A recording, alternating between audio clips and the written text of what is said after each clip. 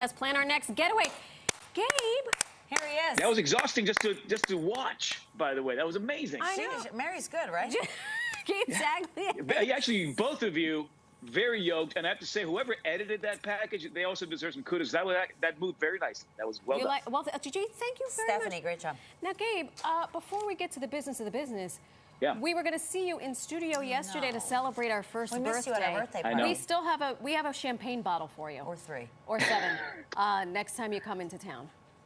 Yeah, don't pop it without me. But that was part of this. I got caught up in this travel chaos that's affecting people even as we speak. I mean, I got out comparatively unscathed when you look at the fact that people. Yeah. I was like in Houston. People had been there for like 1 or 2 days before. Some of them are still there. This is just, this is we sort of knew this was coming. You know, a couple of months ago, the FAA said that the airports across the Northeast in particular, New York, Philadelphia, Boston, D.C., were going to be short-staffed. You throw in inclement weather, and that just really snowballs into a series of just bad events. So it's going to be it's a messy start to the summer season.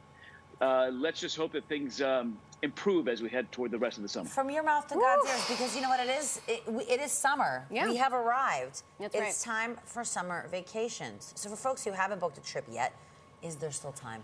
And by folks, she means well, yeah, listen, there's always time. There's always a deal to be found. Oh, great. But a couple of things you want to keep in mind. Airfare is not coming down anytime soon. So if you're looking to head to a particular destination, that's what you do first. Lock your airfare down first, even if you worry about things like where you're staying and if you're getting a rental car, et cetera, after. But the airfare has to be done first.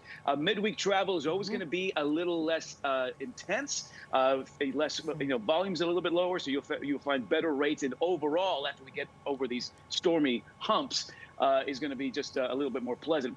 I say go tropical, and the reason I say that is that whether you're looking at the Caribbean, if you're looking at Mexico, even Florida, we're in the midst of hurricane season, as you guys know, and that'll become much more prevalent as we head toward September, October, November, and those fears always generate some good deals there. Also, read the fine print. You know, when we see very popular periods of travel, holiday weekends, 4th of July, Labor Day, et cetera, in particular, sometimes the cancellation policies are going to be a little bit trickier, so you want to make sure you read the fine print regarding things like cancellations. And your passport. Some of us are still dusting off our passports. You want 6 months of validity past your travel dates. If you're traveling in July, you don't want your passport to expire before January of 2024. Right now, 12 to 13 week turnarounds for passport renewals just to get a and new I gotta do this like today. Gabe, got to do it now. Gabe. Do it now. Okay. So, all right. But listen, the good news is it's driven by the fact that so many of us are back to traveling. Thank goodness, right? And clearly there's some strains in the system. But hey, the silver lining here is we're back to moving around again. We're back baby. Moving. We want to take a quick dip into the fall. So what about for people who want to travel in the fall? Do we book now? Or do we book? So great question. So there's a little secret around September.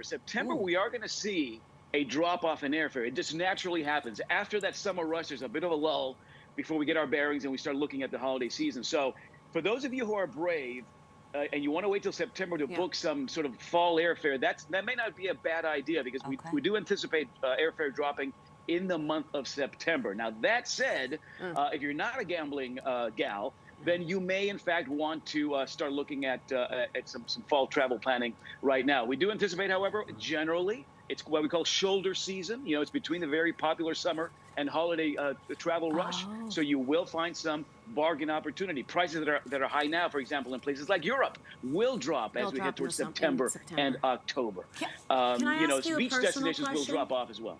I want to ask, but not about yourself, but a personal. I'm planning on going to Europe in the last week of September, hopefully. So if I'm understanding you correctly, you would recommend maybe waiting until the beginning of September to book that flight? Because it ain't looking good right now. If you're a gambling gal, he said. Listen, I'm heading out to Europe this weekend, family of 5. I'll be paying this off for years to come. But what I would do, but it's going to create so many great memories. My oldest is going to college. We had to do it. Yes. So yeah, it's a bit of a gamble, but if you start looking at prices now for late September into early October, they may dip a little bit as we head toward late August into early September. Again, it's a little bit of a gamble. If you definitely want to go and you have that favorite destination, I would say lock your airfare in now. If it drops off considerably between now and say early September. You can work with your airline to perhaps get some of that back in the form of credits. In some cases, even some type of refund. I'm with the kind of guy that says, get the airfare locked down first, because at the end of the day, these airlines have become very savvy about controlling things like aircraft type to make sure that those airplanes fly full.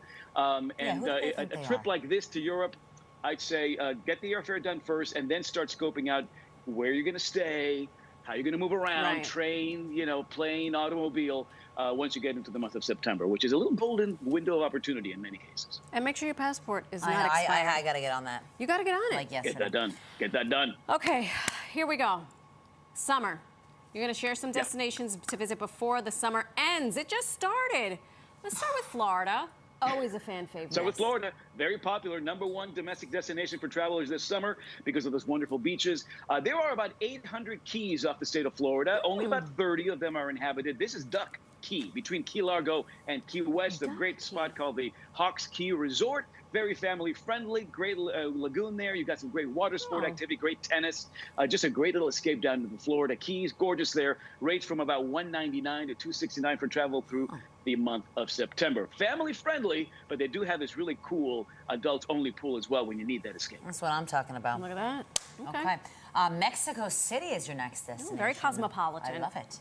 Yes, listen, I love those Mexico beach resorts. I was in Cancun last month on an anniversary trip. Fantastic tropical waters. But I do like Mexico City, a foodie haven. So if you and very cosmopolitan, great museums as well. There's a lot of buzz around Mexico City these days. This is the brand new resort, the Andaz Mexico City Condesa, in the Condesa neighborhood. Very Art Deco, very sleek part of Mexico City.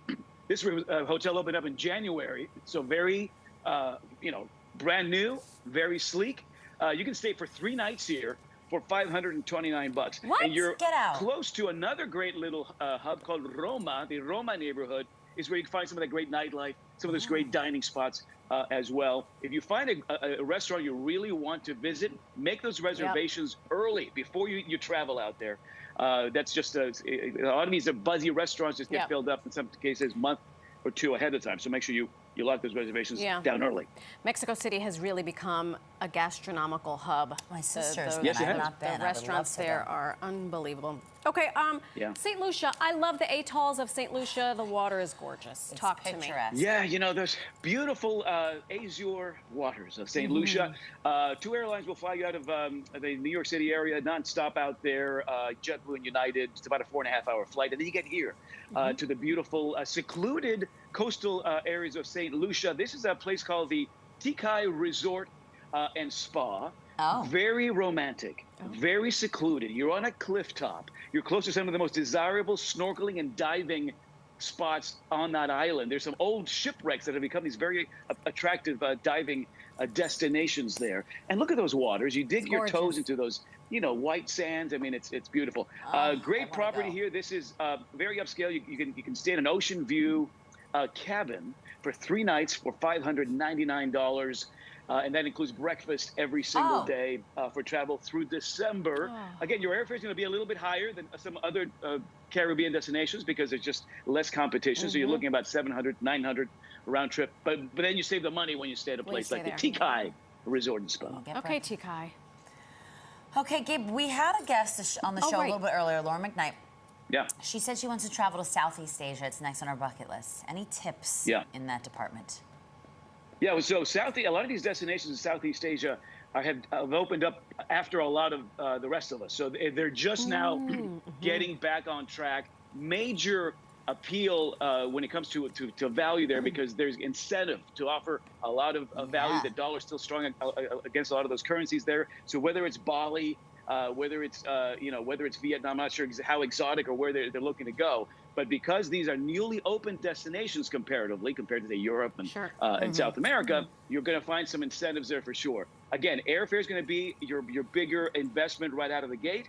But on the ground, these beautiful 4- and 5-star resorts are offering some major bargain opportunity. Send them my way. I will happily share some options depending on exactly where you want to go. We're going to send Gabe's everyone contact info over to Gabe. Hey, have a wonderful family trip this weekend to Europe. Yes, I'll share some pictures with you along the way. Please do. We're going to live vicariously through you as usual. Bon voyage.